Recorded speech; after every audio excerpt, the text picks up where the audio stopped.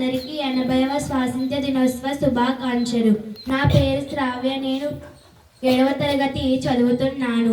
ఇదే మన దేశం బ్రిటిష్ వాళ్ళ బానిసత్వం నుండి విముక్తి పొందింది.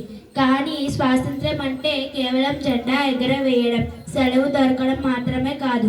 మన స్వాతంత్ర్య సమరయోధులు భగత్ సింగ్, గాంధీ గారు, ఝాన్సీ రాణి, అల్లూరి సీతారామరాజు లాంటి వాళ్ళు ప్రాణాలు ఇచ్చి మనకు ఈ రోజు స్వేచ్ఛ తెచ్చారు.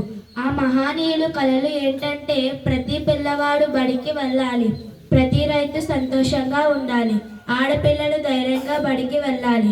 ఇప్పుడు ఈ కళలను నిజం చేయవలసిన బాధ్యత అందరిది.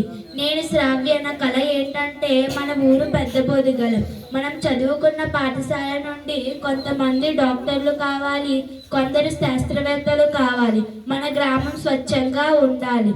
స్వాతంత్ర్యం అంటే చెత్త వేయకుండా ఉండడం, స్వాతంత్ర్యం అంటే అబద్ధాలు ఆడకుండా ఉండడం, స్వాతంత్ర్యం అంటే ఏదో చేయాలన్న తపన మన విద్యార్థి దశ నుండి అలవాటు చేసుకోవాలి. మన జెండాలో 3 రంగులున్నాయి. అవి మొదటిది కాషాయం, రెండవది తెలుపు, మూడవది ముద్దుర ఆకుపచ్చ. మొదటిది కాషాయం, త్యాగానికి గుర్తు. మన సైనికులు దేశం కోసం చేసే త్యాగం గుర్తు చేస్తుంది.